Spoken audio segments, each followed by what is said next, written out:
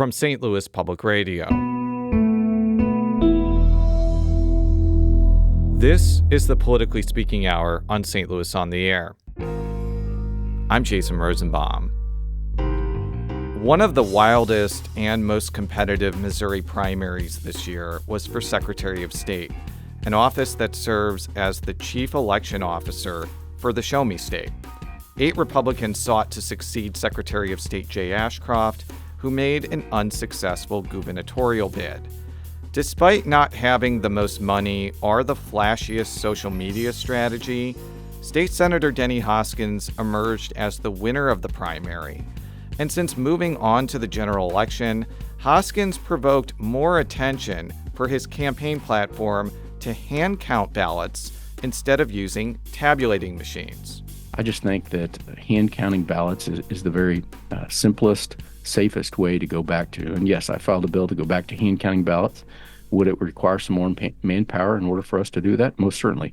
But I think overall it would be safer than our election machines. This plan is provoking alarm among election officials in Missouri who contend that Hoskins' plan won't actually make elections more secure and could delay when results are known to the public. 2 officials who have expressed those concerns are here with me in studio.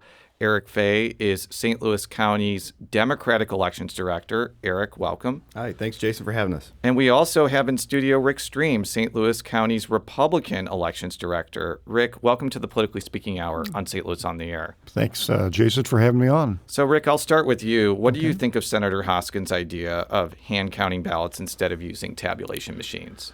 Well, I don't think it's a very good idea at all, and I think it's going to take more than just a few more manpower hours. Frankly, if you go back to the last presidential election we had in St. Louis County, we had an almost 80% turnout, 541,000 voters. On each ballot, there were 45 items, so 541,000 times 45 is 345,000 different marks on a ballot. It would take us weeks to count those, each one of those ballots and each one of those races. And frankly, the results would not be nearly as accurate as our machine counts. We do hand count audits after every election on 5% of our precincts. They always match what the machine tally was. So I think it's a bad idea. Yeah, and Eric, can you talk more about the audits that involve hand counting? When I talked with Greene County Clerk Shane Scholler on Politically Speaking a couple months ago, he mentioned that is a regular part of the election process. It is a regular part of the election process. It's required by law and the Code of State Regulations. After every election in Missouri, every county, like Rick said, has to randomly select 5% of the precincts. This must be done at a public random drawing, and then bipartisan teams recount those ballots by hand to make sure they match what was tabulated. And anytime anything is very close, within a half or 1%, then we count 100% of those ballots by hand to make sure it matches.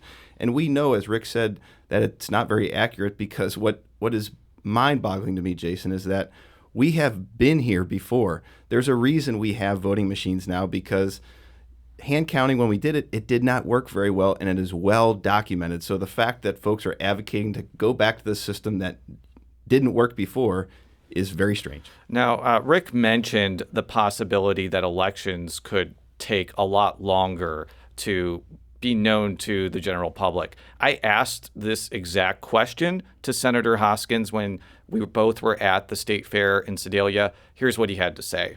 I would disagree with that. Would we maybe have to have some more volunteers in order to hand count those ballots? Yes, but we could start hand counting those ballots the morning of Election Day, especially the absentees, and go in and be counting throughout the day, not just after the polls close at 7 o'clock. We could also have different shifts, so people could have a shift maybe from 5 in the morning till 2 in the afternoon, and then another shift from 2 to 10. There are other states and even other countries that hand count ballots, but especially other countries that are hand counting ballots. That is Denny Hoskins, the Republican Secretary of State nominee. Rick, I saw you shaking your head during that clip. Why were you shaking your head? Well, first of all, he said get volunteers. we have to pay our workers. Nobody's going to volunteer to do this job. Number two, you can't start counting ballots before the polls close on Election Day. That's 7 p.m. So we don't do any of our tabulation on our absentee ballots until 7 p.m. That's basically the law. So, the tabulation would start, the county would start after 7 p.m. on Election Day. And as I pointed out, 24 million marks on a ballot would have to be counted in St. Louis County. All right, so that's not just something that can be done overnight or in a couple of hours or a couple of days or even a couple of weeks. The people want their results right away, and we have a good system. Our scanning machines are checked before the election day. They're checked afterwards. They operate properly, and we do these hand count audits, as Eric pointed out, after every election, as every election official in the state of Missouri does, to ensure that the results that were reported on the machines are accurate. So this may seem like a basic question, Eric, but I think we want to demystify the process here on the show. How do vote tabulating machines actually work? What goes into making sure that they produce an accurate result? The best way that you can explain it. Yeah, it's important, first of all, Jason, for everybody to remember that the law in Missouri is that everybody votes on a paper ballot. The vast majority are paper ballots marked by hand. Some are paper ballots marked by a ballot marking device that voters with disabilities use. And then those ballots are run through a scanner, and that scanner records the marks on the ballot. And then there's usually a removable media device like a USB stick from that scanner that's taken back to the election office and tabulated after the polls close. And then the actual paper ballots, the actual paper record of every vote is what's used to audit post-election. So Hoskins said that he would not wave his magic Secretary of State wand and say you can't use vote counting machines anymore. It'd have to go through the legislature. But are either of you concerned that he could use existing powers as Secretary of State to make hand counting ballots more likely for local election officials? Well, I think what he can do is the Secretary of State has authority in Missouri to approve the machines that are used in the election process. So he could, I think, arbitrarily probably say, well, we can't use these machines or these other machines. So there's a possibility he could do that, yes. Do you think, Eric, there could be lawsuits over that if it's not done for very specific reasons? Because my understanding is he can do that, but it would have to, I think in state law, it probably has reasons that you would be able to decertify machines, correct? Yeah, I think if that was done in an arbitrary and capricious way, you could almost be guaranteed at least the St. Louis County Election Board would be pursuing legal action. So Hoskins is running against Democratic State Representative Barbara Pfeiffer, who is a Democrat from Kirkwood. She had this to say about the hand counting ballot proposal. And I really think it's irresponsible to foment that kind of doubt about our democracy when there is absolutely no evidence to back it up. And it's dangerous at this point in our civil life. So finally, this is a Republican state. It's curious to me that there are Republicans who doubt the election results of Republican candidates in a Republican state when the people who are doing the doubting are Republican. That is Barbara Pfeiffer, the Democratic nominee for Secretary of State. Rick, what Representative Pfeiffer is talking about is the vast majority of county clerks in Missouri are Republicans because they're elected. In St. Louis County, there's a Democratic election director and a Republican elections director. Mm-hmm. They're appointed by the Board of Elections. It's not an elected position. Are you hearing any Republican county clerks expressing any desire to hand count ballots instead of using vote tabulating machines? Not at all. In fact, I think the Association of County Clerks and Election Officials voted unanimously to not go to hand counting. So I think that he doesn't have any support among the people who actually do the work in this proposal. So perhaps the biggest advocate of doing away with vote counting machines is Mike Lindell, the founder of My Pillow. He has spread unfounded claims about the 2020 election being stolen. He has endorsed Senator Hoskins, and he's made hand counting ballots a major public policy priority. Would either of you attribute the fact that Senator Hoskins is pushing this to people like Lindell? Because it seems like he didn't just think of this idea out of nowhere, and Mike Lindell is talking about this all the time, and Mike Lindell is a popular figure amongst Republican voters. So I know I'm making a lot of assumptions here, but it doesn't seem like the worst one. What do you all think of that?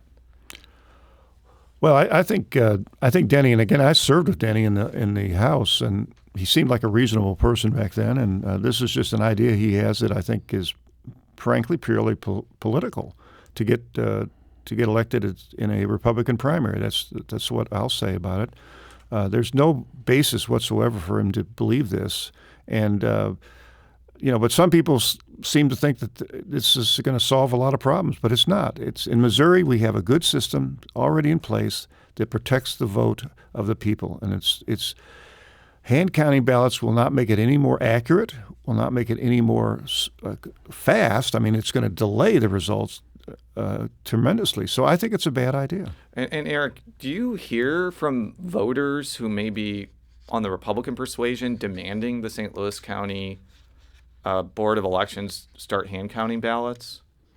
We've heard from a few. I think there's kind of a small dedicated group of folks in the state of Missouri that are advocates for that. And I don't know how it's come up, but one common refrain I've heard from some of these folks is, well, France does it. They count the ballots by hand and they have a result, pretty quickly. Well, as Rick mentioned, in France and in most other countries, they're voting on just one thing on Election Day. In the United States and in St. Louis County, the ballot's going to be 40 to 45 races long this November. So you multiply that, we would count just about as many votes in St. Louis County as they do in the entire country of France at the last French parliamentary election. So we're talking about apples and oranges here. Matt from STL asked, for hand counting, what would prevent volunteers from tampering with the ballots? Now, let's be clear. St. Louis County runs a very efficient and good election board, but I could see a situation where in smaller counties that could happen. I could see that happening in bigger counties. Like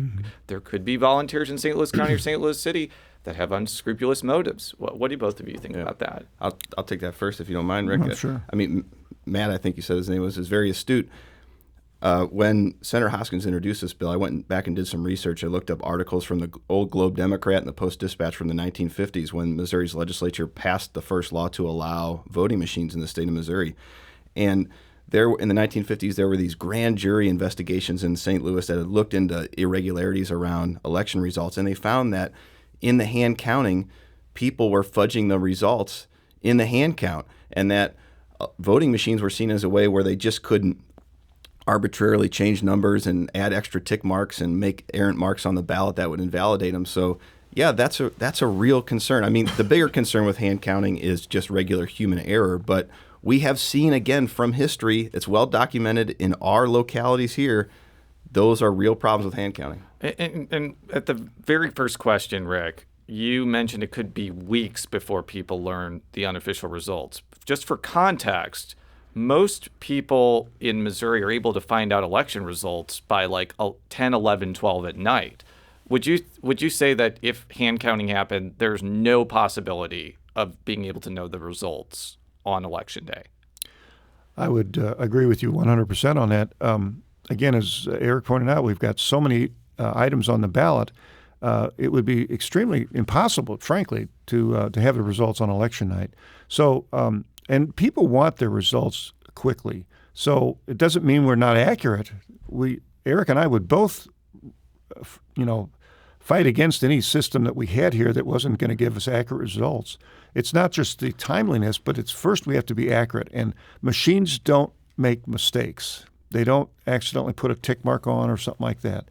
They count what's actually what the voter put on that ballot, and we get the results. And again, we check those results. So I don't think that there's any way that we should go back to, as Eric said, go back to hand counting when you have the chance that people could fudge the ballots. I was actually in England in June when they had July when they had the general election, and they hand counted all the ballots, but it's just one race, and there were purses underneath the tables of the counters, and the two observers, myself and another guy from England, pointed out that to the people running it, saying, you got purses underneath tables here that people could be slipping ballots into and out of, and they've noted that, and they're going to eliminate that now. We're talking with St. Louis County election directors Eric Fay and Rick Stream. Let's shift gears in the last 5 minutes about the absentee ballot system in Missouri, which is now a two-tiered system. So the first one where you can get an absentee ballot in the mail, doesn't that start pretty imminently? Right. You could have been requesting an absentee ballot be mailed to you long before today. Next Tuesday is when the absentee voting starts. So we will mail out the ballots that have been requested. You can't get a ballot unless you request one in Missouri. We'll mail out those ballots, but that's also when in-person absentee voting starts with an excuse. You have to have an excuse for the first 4 weeks of the absentee ballot process. And the no excuse period is only a 2-week process, but you can just go in, you can say, I want to vote, and you don't have to say, I'm going to be out of the county then, or say, I'm going to be sick on the time of election day. Right. Can you talk more about that and how that's going to work? Yeah. What you mean, Jason, is you don't have to lie to us anymore if you want to come vote before Election Day. So we have, since that law was passed in 2022, we have seen increasing popularity amongst the voters of St. Louis County. So for this election in November, during that 2-week period, we will have 14 locations across St. Louis County where any St. Louis County voter can go and cast their ballot beforehand. Wasn't it only 5 or 6 in 2022? Mm-hmm. So it's gone up from 14. Why did the election board decide to increase the amount? Is it because it's a presidential election, I would imagine? Well, frankly, voter demand. I mean, we were overwhelmed at a couple locations prior to November 2022, and Rick and I looked at each other across the table one day and said, we need to have more of these locations next time around. What is kind of the fervor for absentee voting this cycle? In 2020, it was a clear outlier because of the COVID pandemic. I think 40% of the votes were either mailed back or in-person absentee. Is it expected that it's going to be much lower this time around? Well, I would say it is expected to be lower. Where the demand for absentee ballots to be mailed out is much lower. It's about half or maybe less. So that will be a factor. However, to Eric's point, with this no excuse absentee, early voting now, I think we're going to get a large turnout from that. We've seen that in a couple of elections, too. Well, I actually did in-person no excuse absentee voting for the primary, I think about 2 weeks before. I went to UMSL to do it. It was pretty empty.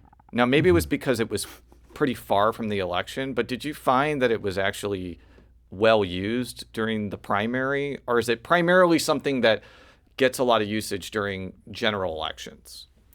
Well, unfortunately, our UMSL polling location is the least utilized of all the early voting locations. We would love for more utilization of that location. It is a great facility, but we saw the highest utilization rates in the Clayton area, at the library in Clayton, and out at the Daniel Boone Library in Ellisville. So it seems like the mid to West County folks are really keen in on the early voting.